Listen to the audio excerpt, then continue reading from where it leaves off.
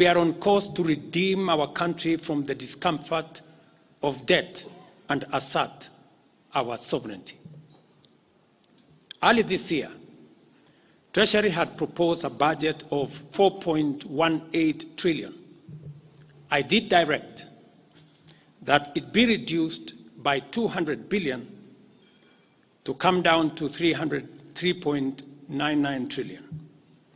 The Finance Bill 2024, generated to actualize this budget, underwent public participation, which resulted to concessions by which we agreed to drop proposals on VAT on bread, motor vehicle circulation tax, VAT on locally manufactured diapers and sanitary pads, as well as excise duty on money transfer services, among others.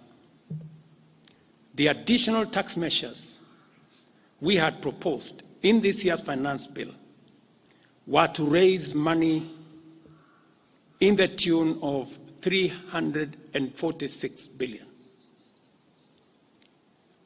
When the concessions were made, subsequent to public participation that was undertaken by Parliament, that came down to 200 billion. I had made this proposal taking into account our situation and the priorities that are there.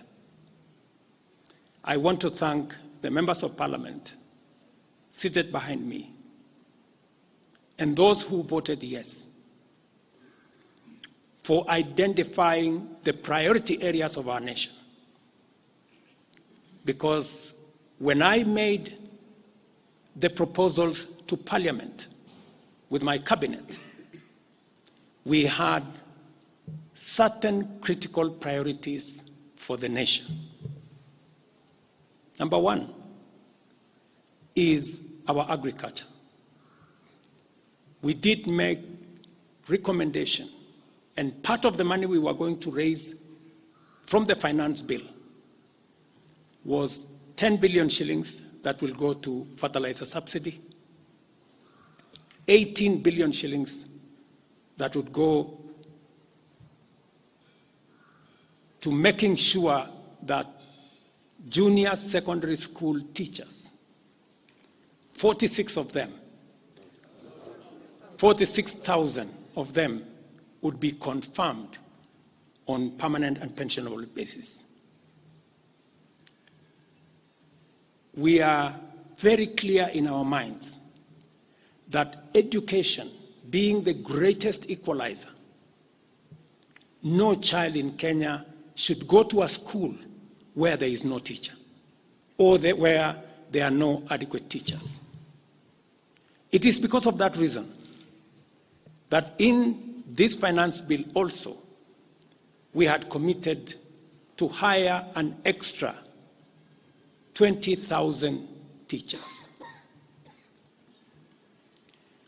We also had envisioned, because of the program of last mile connectivity to homes, especially in rural areas, we had committed 14.5 billion shillings, 50 million for every constituency for the last mile connectivity. Because we realize that there are many people who today cannot go to hospital because they cannot afford, because they have no health insurance. We had committed 6 billion shillings to operationalize our universal health coverage plan that would make it possible for every citizen to have a health insurance, those who cannot afford to be paid for by the government of Kenya, and to also operationalize the chronic illness fund that would make it possible for those who suffer from cancer, diabetes, hypertension, to be able to go to hospital, be treated, and go home without being asked for any money. We also had planned to put in money for our coffee farmers to retire the heavy debts that are bedeviling our coffee farmers. We also had allocated money for our sugarcane farmers to make sure that our sugarcane farmers get out of the debts that they're in. We had also committed to our milk farmers 2 billion shillings to make sure that every farmer is paid a minimum of 50 shillings per litre to make sure that these farmers, very hard-working citizens of our nation, get a fair return for their hard work and for feeding our nation. And that is why I commend these members of parliament for agreeing with us that all the priority areas I have mentioned were the right priorities to be funded. And by so doing, they supported the proposal to incorporate also the views of the people. These members of parliament came back to us after they went to listen to the people of Kenya. And they came back and reduced the budget on their own by 146 billion shillings. Notwithstanding all these concessions, it has become evident that members of the public still insist on the need for us to make more concessions.